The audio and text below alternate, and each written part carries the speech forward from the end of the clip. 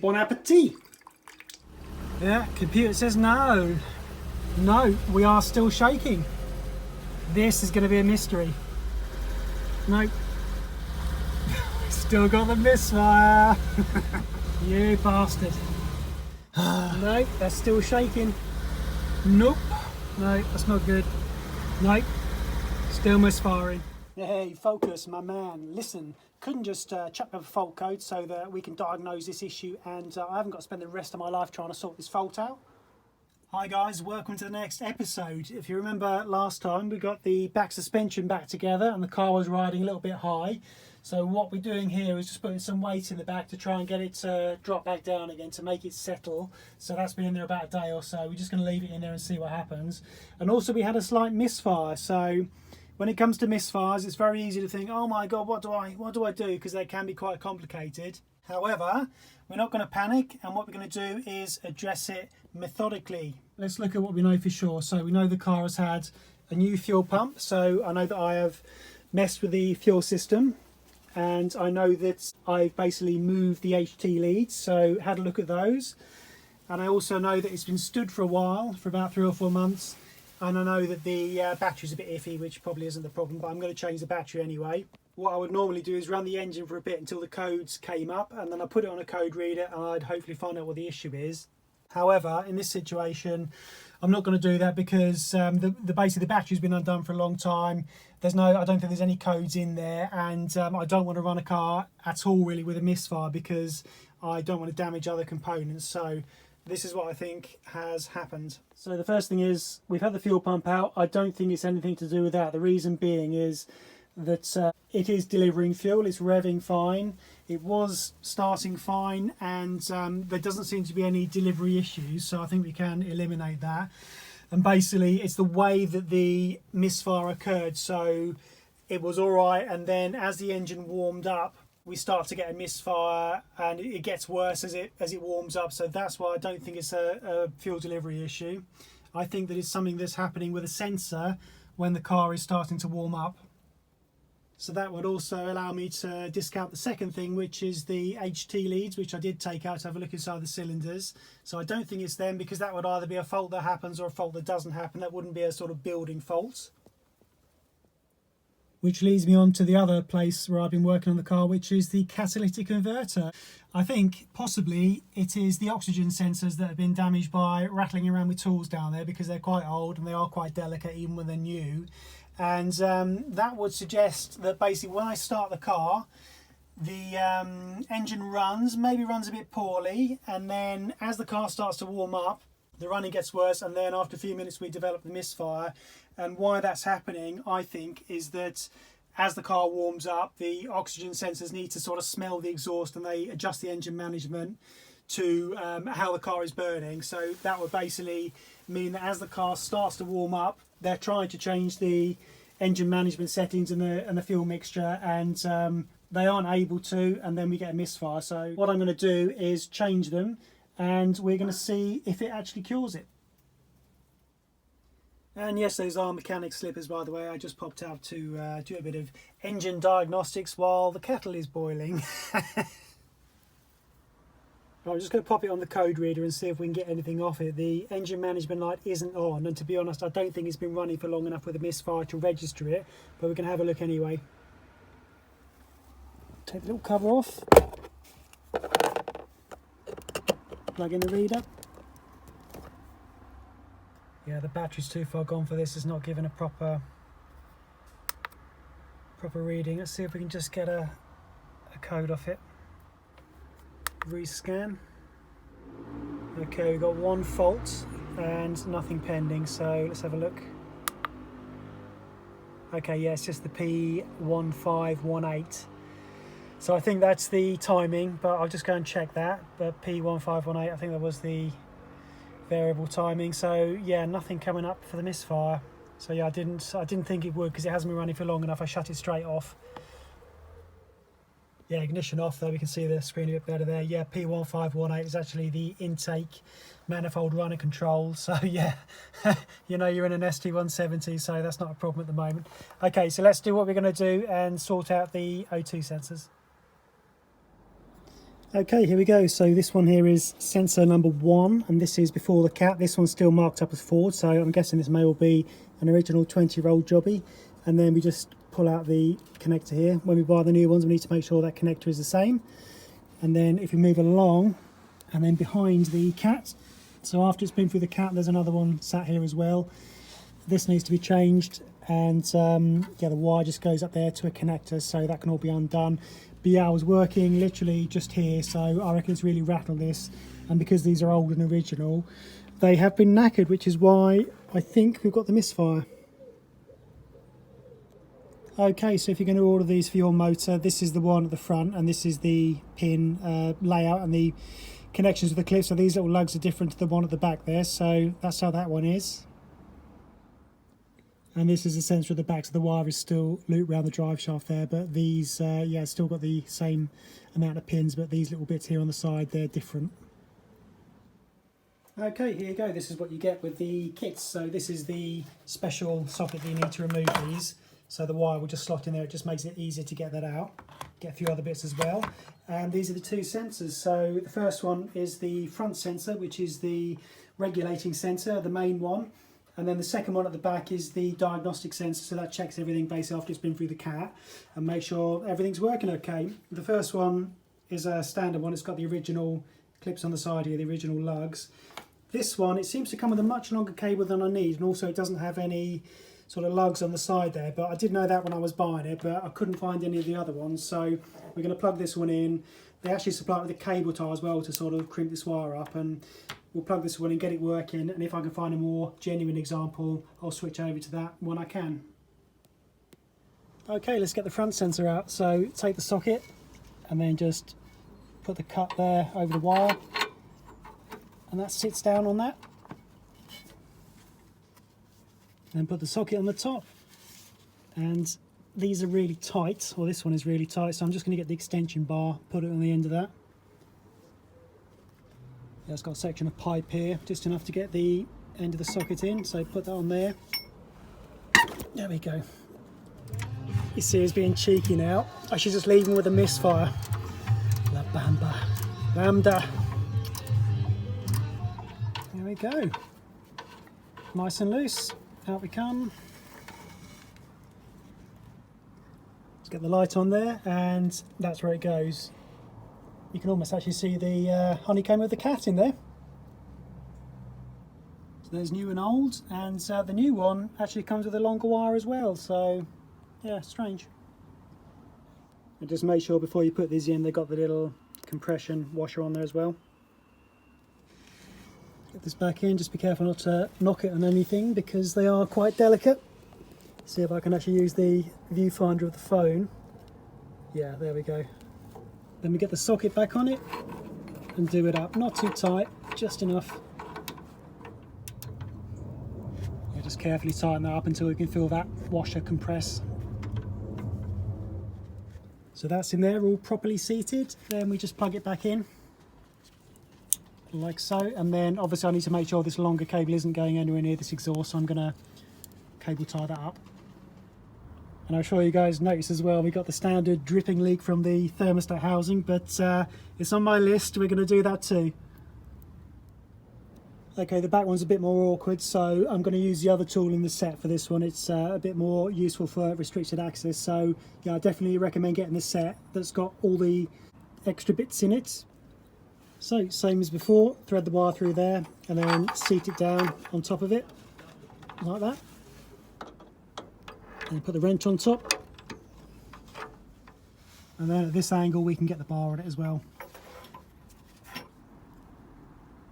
There it goes.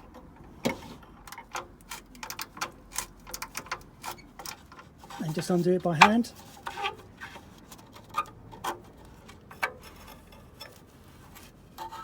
Here it comes. I'm just going to check the back. I can't see this, but we can see this using the phone's viewfinder. old and new. So this is the old one. There are some special clips that are still stuck on this wire. I'm going to take these off and save these, and there are I think there's two other clips still on the body of the car underneath, so I need to take these off. This one's obviously got a much longer wire, but if I can ever find a proper genuine one, I'm going to want to reuse this clip, so it is important to save those. Make sure it's got the washer. Stick it back on the motor. I'm just going to use the viewfinder again so I can see where the edge is, so I don't end up knocking this unnecessarily, because they are crazy delicate. There we go. So this is fiddly. I've just stopping and just doing this again because when I saw it on here it was a bit it wasn't going in straight, so you need to be doubly sure. Use your phone and look at that as you do it to make sure that it hasn't cross-threaded, because you don't want to be causing problems with this. Put the socket back over it and carefully do it up. Okay, there we go. Just got to be particularly careful not to twist these wires. When you're doing it up, these wires will want to twist, so you're just going to make sure they stay nice and straight. You don't want to break them. And then plug it back into the terminal that's just above the drive shaft. So that's all done. Obviously now we've got this crazy cable that I'm going to have to tuck away somewhere. We don't want it touching any of the exhaust system. We don't want to get entangled around the drive shaft, so I'm going to basically tuck this back up, and then probably, as I said, I'll try and find a more suitable sensor at some point, but hopefully this will solve the misfire. Yeah, so before I start this I need to remember it's on the ramps, and the car is too low to go up here on its own, so if you back it off you'll basically rip off the front bumper. So these went up here with, I use a jack, and I just prefer having it on the ramps rather than axle stands if I'm underneath it. So yeah, when I start it, keep it in my mind, don't reverse off the ramps. Okay, here we go. So if you remember last time, when it started it was shaking a little bit and then it died off. Then as the car warmed up, it developed a misfire within about sort of 5 minutes. So let's start it now, let it warm up and see what happens.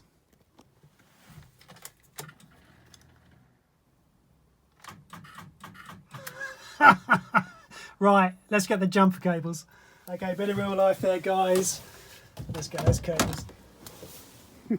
Yeah, so when a battery is as fondue as this one, even a smart charger can't bring it back, but it was worth a try. So definitely new battery time. So there we go, let's get the boost on, power that up, and now let's turn the key. Right, let's do this before something else conks out.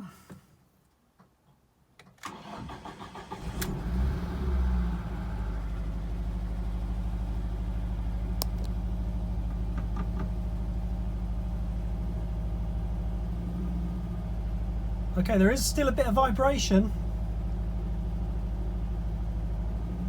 little bit of shaking. That's rougher than I would have expected, but let's see if it settles down.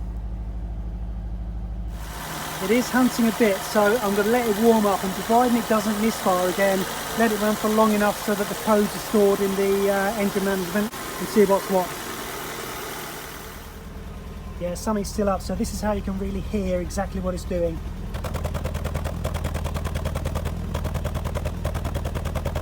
So you can hear the gaps there.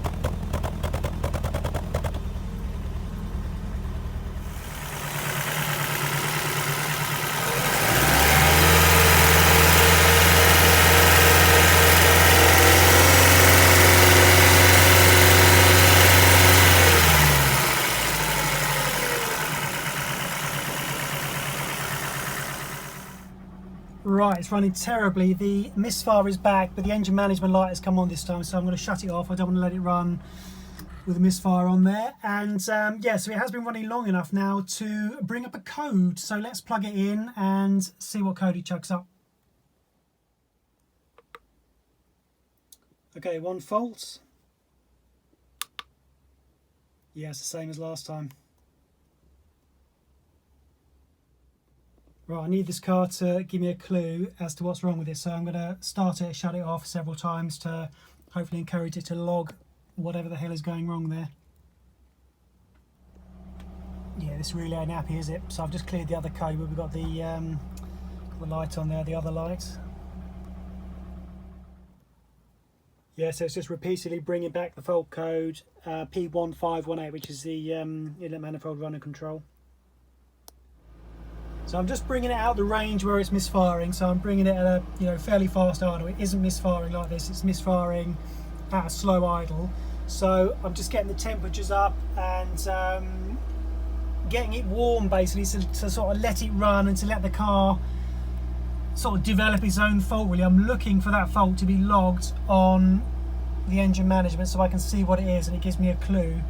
And while we're here we have got some lights on, so the airbag light is on because the front seats have been taken out and the airbags aren't connected, or one of the front seats is out. Traction control because we've taken the switch off. We've got the ABS light on, so I need to have a look at the back because that's come on because I've been working on the rear brake. So I need to address particularly the ABS fault, and the misfire must be addressed, and also we're going to do the ride height before we properly move on there because we don't want to be working forward with lots of other undiagnosed faults there. Okay, honest answer at the moment, I don't know. So the car doesn't want to log any sort of fault code, so it's just chucking up the same code. As far as I know, that particular code doesn't cause this particular problem, but I'm going to sort of do a bit of further research and double check. But yeah, I can't seem to get it to tell me what's going wrong by running it, and I can't seem to get it to log the code. So a bit of a challenge, and I like a challenge. I know you guys like a challenge. So what we're going to do is work for it methodically. We're going to start with the really basic stuff and work our way up, and we're also going to check the Facebook groups and internet, see if anybody else has had this sort of similar issue, and we can kind of work from there really. So we're looking for the clues, but we're going to start at the bottom and work through it and hopefully flush this fault out. Hey, focus, my man. Listen, couldn't just chuck up a fault code so that we can diagnose this issue, and I haven't got to spend the rest of my life trying to sort this fault out. Okay, yeah. Right, yeah. Okay, he says Foxtrot Oscar. What I'm thinking now is somewhere around here there is an air leak, and that is what's causing the bad running. The clip is actually missing from around here, so I probably actually have had this off while the car has been stood idle, so it may well be that that clip just hasn't gone back on. It may well be that seal is not good enough around there. So let's put the clip back on and see if that makes any difference. Also, I noticed the other air intake here that goes down to the bottom of the casing down there, that wasn't quite lined up, and that is very close to the crankcase breather hose there, and I know that if the crankcase breather hose comes out, it causes bad running, so that is extremely close there. So I would imagine if that pops out as well, that will also cause maybe a period of bad running. So I've reseated this, and this has been pushed back on properly, and we're just going to put a clip right there and check that. So that may well be the cause. Who knows? Going to get a new battery, put that on, and then start it again. Right, morning guys. It's a beautiful day, but we've still got our faults. So just having a look in the Haynes manual in the fault finding bit at the back, and just checking that we're on the right track. So what have we got here? The engine is misfiring at idle speed, so basically it could be a vacuum leak, which is what we're possibly thinking. Incorrectly gas spark plugs, possible, but I did just check those. Faulty HT leads, they are in the post, so we're going to get new sets of those on. Yeah, so we're just going to sort of work through it really. So yeah, vacuum leak comes up as well for the engine idling erratically, and yeah, lots of other bits, so we can just check those. There are a lot of other things that are the same things for the same fault really, so or sorry, different faults. So yeah, we're just going to go through those and see what happens. So going to go up and get the new battery, try the new HT leads. I think it'd probably be odd if that was causing it, because it was running fine before. We did take them off, could be an issue, who knows. So we just start and work through the basics and take it from there.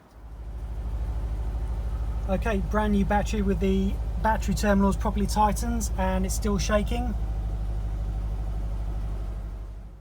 Got a new clamp for the air intake, we'll just get that on now.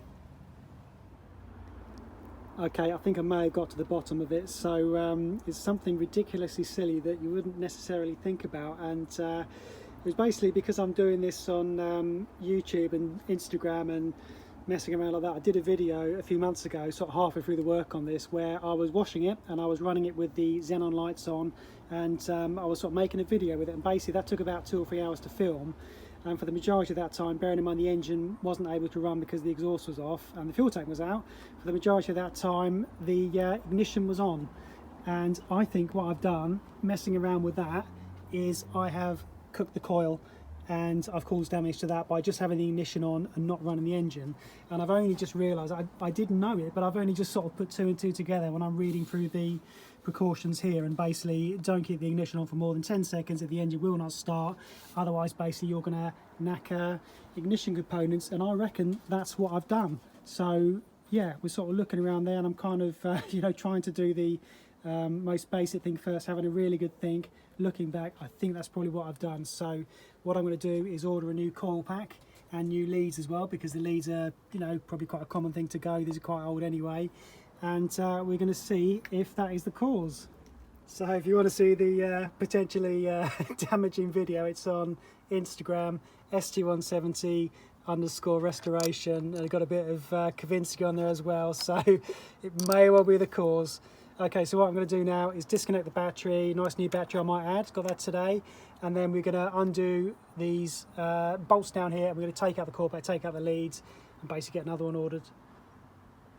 Okay, just undo the 4 bolts, and then the whole pack will just lift off. So unplug the connector there, and then we can just pull out the spark plug leads. Then the coil pack connector comes off, so you've basically just got to push in this little bit of wire here and then pull it out.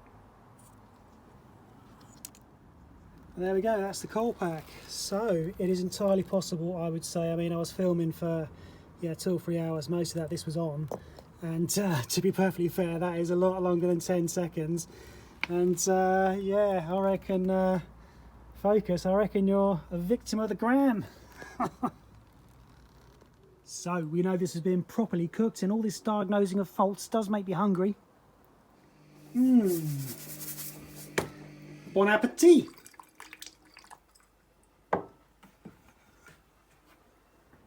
Okay, so while I'm waiting for the coil packs to turn up, I'm going to have a look at this rear ride height, which hasn't seemed to have been settling down.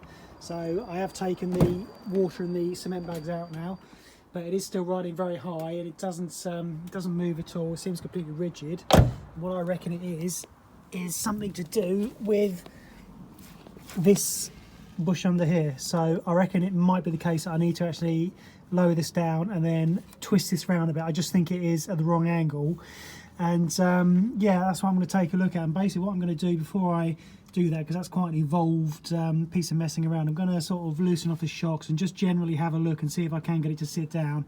But I reckon it is that holding it in the wrong place, so hopefully we can adjust that without removing all the brakes. Yeah, see, they're absolutely rigid. Doesn't bounce an inch, basically. Even when I put the stuff, the water and cement in there, even when I stand in there, it's like I'm just standing on the floor, so no movement at all. So that's why I reckon it may well be those bushes at the back.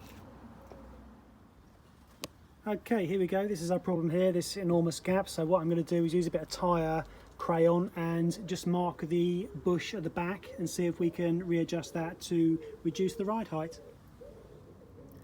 So just squeeze myself under the car. It's not jacked up, but basically that's how it sits when the wheel's on the ground. So the bush is sort of turned up there, and what I'm going to do is just make a little mark, but I'll basically just get it in the centre of the bar. I'm going to pop it out and then turn it so that the mount is facing this way, about a sort of quarter of a turn. And when I put it back on, I'm hoping that will cause the rear of the car to sit at a more acceptable level. So jack it up, take the wheel off again, and yeah, put the wheel under the car here.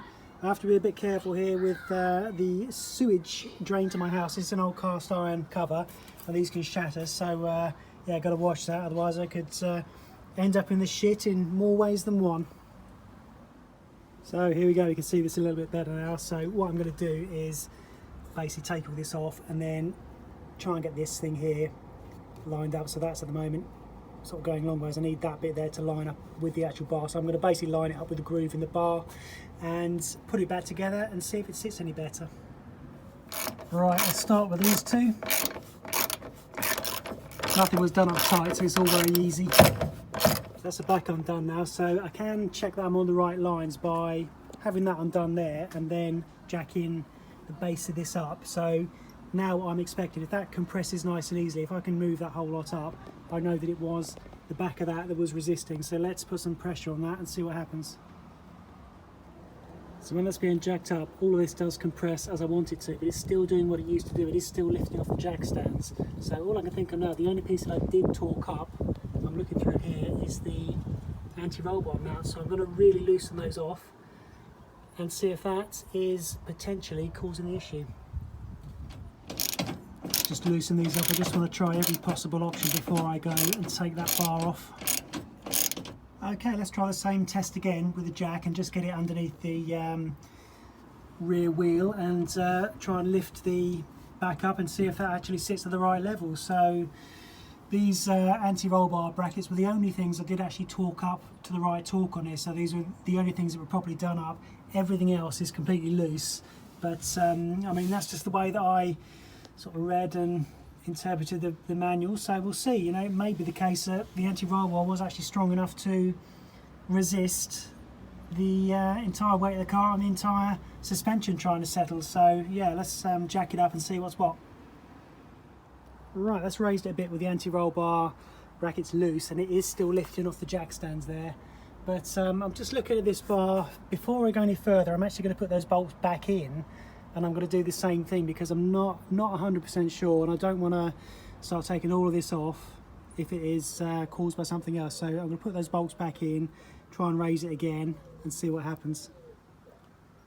Actually no, I've had a much better idea than wrestling those bolts back in. If I maybe don't need to, I'm going to go and do it on the other side. Okay, here we are on the other side. So on this side the bar is still connected to the car. I haven't taken the bolts out. All we've done, we've loosened off the anti-roll bar mount. So I'm going to try and raise this wheel, and if this still lifts off the jack stands, I'm going to know that it's probably that bush at the back that I need to do, and I need to take the whole lot off. If it sits down fine, I'll know that it was only the fact that the anti-roll bar mounts were torqued up. So let's raise it and see what happens.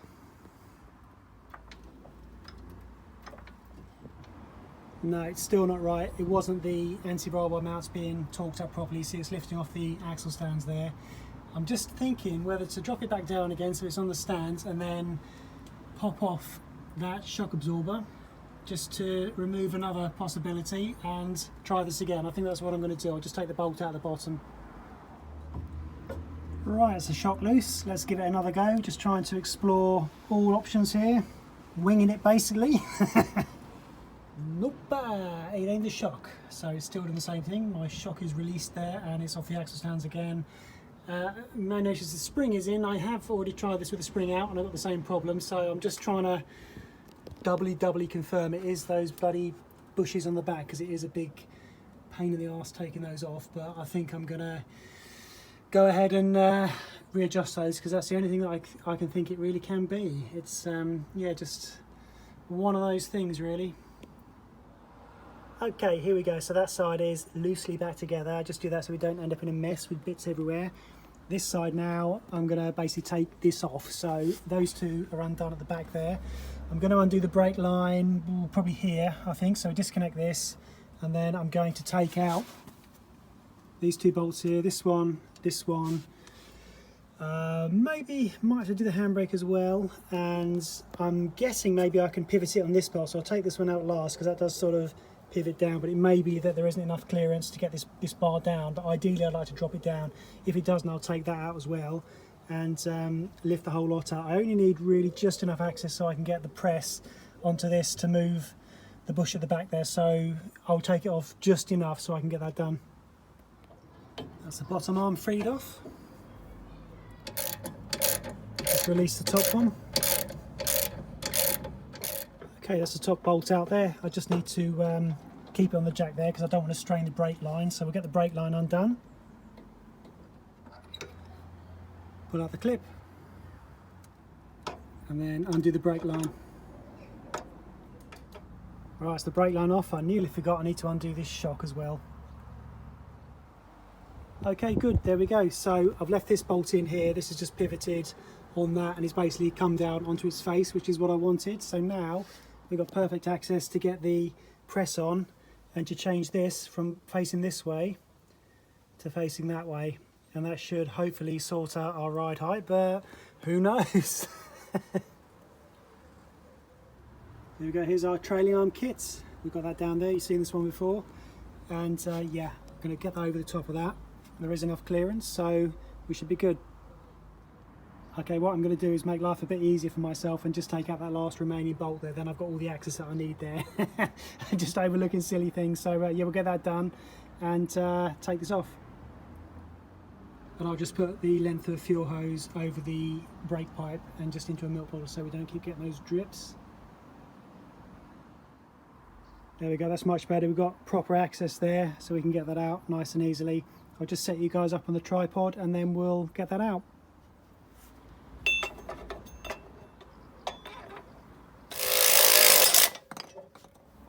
We've got to change adapters to put it back on.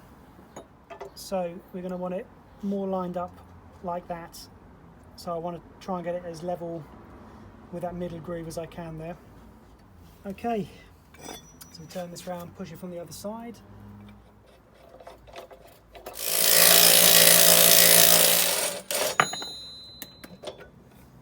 There we go. So what we've got to do now is put it all back together. I'm not going to bore you with that, and I'm going to do the other side as well, and then we'll get back to you when it's being lowered to the ground so we can see what happened. Okay, halfway through putting it back together, and I don't reckon the problem was there. That mount is really actually quite flexible, and this whole assembly will move up and down perfectly without the lower arm being attached. So I think possibly, I mean obviously there is a spring in there, but possibly it is something to do with the tracking adjusters there, possibly, or the anti-roll bar. So I'm going to take the anti-roll bar mounts off there, these ones here. These are already sort of loose-ish, and take a look at the tracking bolts. Right, here we go, don't know. So I'm going to leave it like this, got the wheels back on, and the coil pack should be here tomorrow or the next day, so we'll get that back on, get the engine running, get it moving. So how I've left it, I'm not actually entirely sure about these bolts down here, not sure about them at all really, so maybe they weren't blocking it. So I've taken the nuts off completely. The anti-roll bar is disconnected completely.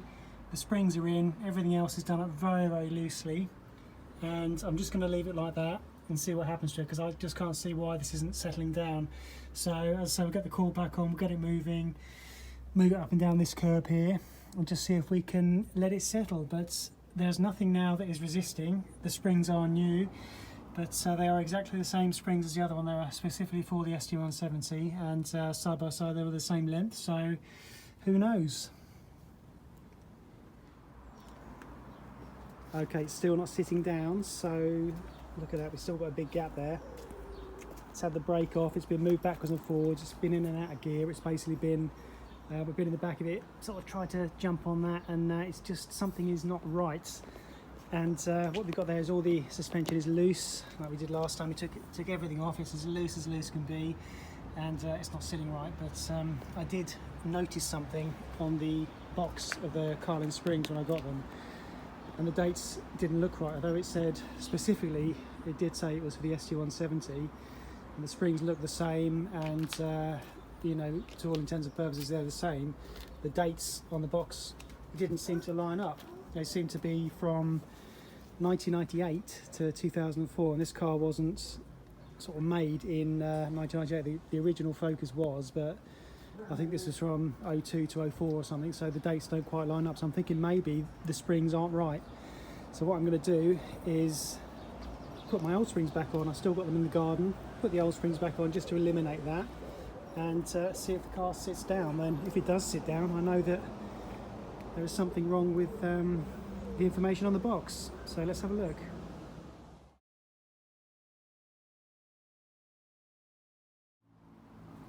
Okay, so while I'm figuring out my next move on the rear suspension, the coil pack has turned up. So this is the new one.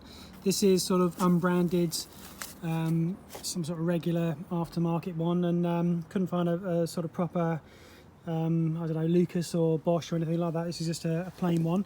So what I'm going to do, I've got the new Bosch plug leads as well, so we get those on just to eliminate any problems. When I took the old one off, I deliberately left the leads on because it's just so much easier just to measure which lead is which and put it onto this one. So I'm going to put the leads onto that, we'll get it back on the car, put the battery on, and hopefully this is where our misfire lies.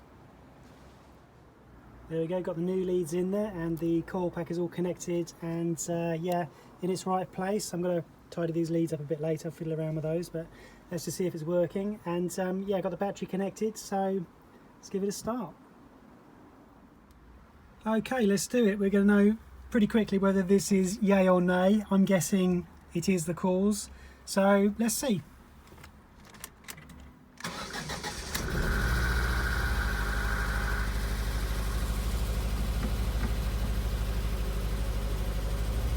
No, we are still shaking. Yeah, that's still chugging. This is going to be a mystery. Yeah, still, that's as bad as it ever was. So the mystery continues. It's running, but it sounds the same as it was. So it's not the coil pack, unless that is faulty, which I doubt, because it's you know, I've got to be very unlucky for that. But I will bear it in mind. The H seals are new. Check for air leaks, and yeah, just sort of checking the basic stuff. So I'm going to carry on checking the really basic stuff, and obviously progress into the more complicated stuff. But I mean, it is running, and yeah, who knows? So yeah, just going to carry on going through that. It's about 30 odd degrees in the car at the moment, so it's a bit of a hot one, as you can see. But yeah, just going to carry on with that, and that's all we can do. Just keep going until we find the fault. Okay, what I'm going to do now is, it was discounted a bit earlier, but before I move on any further, I'm going to check the installation for the fuel pump and check the fuel filters on the right way around, and just double check all of that, because that is the next sort of logical thing to check. But first of all, I'm going to quickly take out the fuse for the ABS.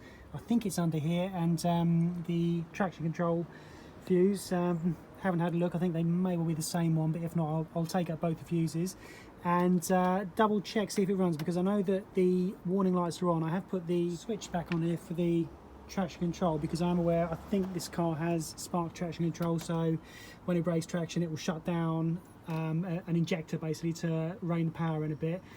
Maybe nothing to do with it, but it's just so easy. I'm just going to pull the fuse out and just double check. I mean, that would almost be too weird if that was it, or too easy, should I say. Yeah, computer says no.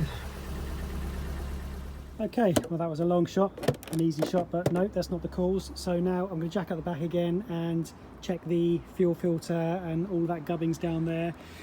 This is still the basic stuff. It was, yeah, I thought I'd just jump straight to the, well, another one of the basics of the oxygen sensors first, and then, oh yeah, I thought I've had the ignition on for a long time, maybe cooked the coil, so not the case. So we're still staying with the basics. I'm going to check the fuel filter, because that has been off, and yeah, I mean, it can rev, it's still got misfire. Might be a fuel delivery issue, although it was discounted at first, but it's fairly easy to check, just a bit of a pain in the arse. But we're going to check it now and see what's what. Okay, just going to do an easy check. I'm not sure whether this vehicle will run without the fuel cap on. It may do, it may not. Some of them have a sensor in it. Let's take it off. I just want to double check I've not got some bizarre airlock or something, so let's see if it starts. No. Always check the silly stuff. Okay, the fuel filter seems to be okay, so we've got the arrow there, so it comes out here around this wire here, we trace it along, and then we go straight down there to the engine. So that's all in the right place, and it's fed from the back there. So yeah, I'm happy that the fuel is flowing this way and that our fuel filter is good. What I'm going to do now is drop the tank, and I'm going to put a washer underneath the fuel pickup. I saw a really good video from Sparkplug Steve, and I was sort of considering whether to do this when I was putting the fuel pump back in. I decided not to, and I thought, well, I'll take the tank out and do it if there's any issues with the car, like if it's misfiring. So now obviously I've made a lot of work myself. I'm going to have to take the tank out, put some washers under the fuel pickup, because yeah, Steve was saying that the pressure, obviously the pressure is very high, and over time the sort of rubber washer inside there can shrink, and when you start it up after changing your fuel pump, because you've had it all apart, you can end up with a leak, and there is a strong possibility that's what I've got. So this is a slightly more pain in the arse job now, but I'm going to do that because it was a possibility that I sort of thought at the time, and yeah, I decided not to do it, but now obviously there's a misfire, so that's what I'm going to do. So I'm going to undo these two bolts on the heat shield, pull this back, so bend it back, and then I'm going to take, well, put a jack underneath it with a wooden block underneath there to protect it. Then I'm going to take off the fuel tank straps, then I'm going to lower it, and I want to try and lower it down from this end, and then sort of get that bit on the floor. I'm going to leave all these pipes in here connected like the fuel filler, so this is where you'll sort of have to do it if you need to change your fuel pump, you know, without completely dismantling all of the rear suspension. And then hopefully I'll be able to sort of just get my hand in there and withdraw the assembly, like the sender unit and the pump assembly. Disconnect the battery. Right, pull the heat shield down, and then I'm going to undo the nuts that is holding these straps on, let the weight go on the jack, and then lower the jack, and hopefully it should just pivot from the back there, and that'll be just enough for me to get the sender unit out. Take out the bolts. Okay, there it is. That's about how much I can drop that down by. That is just enough to sort of put your hand in there, and then I'll unscrew the top. Then I'll put my hand actually inside the tank and unscrew the pump sender unit. So we'll just clean the dust off the top of that. I really don't want to get anything in this tank. Take the collar off. And then put your cigarette in the other hand and we just pop out the top. Of course I'm joking. You need to hold it in your mouth. Joking! Let's turn the light on there, that's better. So this comes out, and then I'm going to put my hand into the fuel tank and we're going to turn the whole assembly anti-clockwise. Donk, there we go, I can feel the fuel in there, so be very, very careful not to make any spark. We obviously do have our battery disconnected, and then we withdraw, just let that drain out there. I'm going to let that drain for a few moments, but what I'll do now is yeah, let that drain, then pull that out. So we can just rest that up there. So obviously be very, very careful with this. Don't do this in a garage, do this only outside. Certainly don't do it over a pit, because the petrol fumes will gather in the pit, and yeah, you don't want that. So what I'm going to do now is just pull these two bits back here, one on each side. I'm going to take these off, and that should show us the rubber grommets. So I've loosened off the tabs on all four sides. I'm just going to undo these two little screws as well. For God's sake, don't drop them in the tank. Yeah, there's one more screw actually just right at the very top as well, so behind there, don't forget that. Okay, so that's off. So these two bits clip over the end of here. They just sort of come out, so be careful to keep those safe. And yeah, what we're going to do, that's where obviously where it was. That's our fuel pump in there. And the problem is that these gaskets under here, they sort of dry up and they get a bit, they don't sort of seal as well as they should. So what I'm going to do, and yeah, what Sparkplug Steve had a good result with, you take these out and you put 2 or 3 washers actually underneath them, and then you put these rubber gaskets back in both sides, put them back over the well, where they should be, connect them back up again, and that should mean there's a much tighter seal. And if that is the cause of our misfire, hopefully that should eliminate it. Oh, hi there, oxygen sensors. How you doing? Working oxygen sensors, I might add. Probably not now though, I've been rattling around with them. Okay, let's have a look. Got the washers. Let me see, I think probably these washers here. So yeah, that just sits over there. So providing they actually go inside that housing, I reckon I'm going to try, I'll try 2. I'm just going to check his video again and see how many he did. I think he did 2. So I will try 2, and I am going to start the car before we actually put the tank back on. So actually I'll go with 2 and we'll see what happens. Okay, so we take the washers, we get 2 of these. I'll just show you this one, and we need to basically put them in there like that, 2 of them, then we put the little red thing back in there. Actually I'm going to do 1 washer because it did bring it out too fast. So you see this one here has 1 washer behind it, so it's sort of sitting slightly proud. The other one has no washers behind it and it's a bit more flush. So hopefully the one that is now sitting a little bit more proud from the mounting is going to attach tighter to the fuel pump. So hopefully no leaks, because it operates at very high pressure, and no misfire, I hope. Sorry guys, yeah, I'm making life difficult for you here. I hope you watch this through before you have a lash at this. You don't need to take these little clips off actually, because these just simply pop back on to hold in the rubber grommet there. So as long as we can get those to click back on, and then the only thing that holds this in there is those 3 screws. So yeah, sorry. Okay, there we go. Our rubber gasket is in there. The clips are back on, clicked shut. I'm going to put that back on there, do up the screws. Then I'm going to do what I did to take it off. I'm going to put my hand back into the fuel tank. I'm going to screw it clockwise till it clicks really loudly. Then I'm going to make sure that this rubber seal is seated properly, and then do up the top of it with oil filler removal pliers. Then I'm going to leave it exactly as it is. Obviously check it's in neutral. I don't want it falling off the bloody axle stands. Then I'm going to start the car and see if it's made any difference. If it's still misfiring, I'll try and get an extra washer in there. I might as well exhaust all possibilities. If it isn't misfiring, the job's a good one. Reconnect the battery. Start the engine.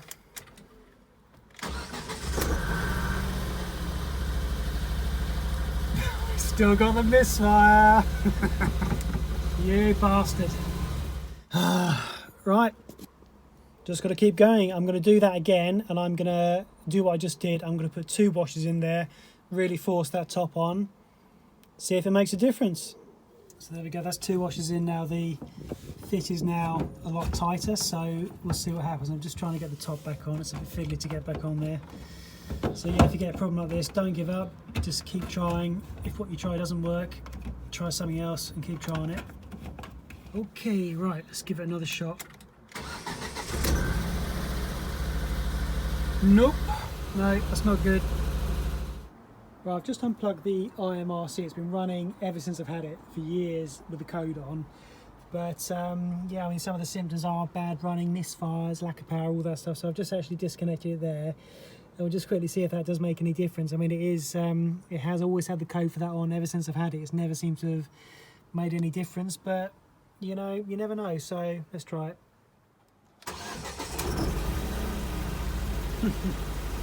No, that's still shaking. Okay, I'm thinking now possibly airflow sensor, or I'm thinking maybe gammy injectors, you know, sort of sitting there not being used for 3 or 4 months. I'm not sure. Then I put premium fuel in it, maybe dislodge something, who knows. But I think that's going to be way up the list before I try to mess with those. But I'm just going to carry on looking at the medium sized bits now we're moving on to. Just going to get the fuel tank back on first to tidy things up. Yeah, what I should do with this, I'm going to put the fuel tank back on, but what I should do is put the old fuel pump back in, because you can't ever discount the fact that new parts may well be faulty. I've had it before. They're not made properly, or there's an issue and you end up chasing yourself in circles basically. But I don't think I've got it. I think I chucked it away. All the other bits I've kept just for this kind of thing, but I think I may have chucked that away. I'm going to have a quick look. If I haven't got it, I will put the tank back on now. If I have got it, I'm just going to push on and see if it's the pump. Yep, there we go, thank goodness I still got it. So this is the old pump that was in there, 20 years old. It was still working, so it was working when I took it off. I didn't have any issues with it. And what I'm going to do is put this back on and see if it makes any difference. Then we can sort of cross-check the new pump and we can eliminate that. So we can't just plough forward with diving into other things. We must double-check the work we've done, and also we must double-check the new components, because as I say, it is possible that new components aren't working properly. Right, that's the Cytec fuel pump out. That's the one that I replaced it with, all nice and clean. There's a code on it there. And I'm going to put back in my old fuel pump. That's the whole assembly back together with the old pump in it. I'm going to put that back in the tank and then we'll try the car again. Alright, you know the drill. Let's go.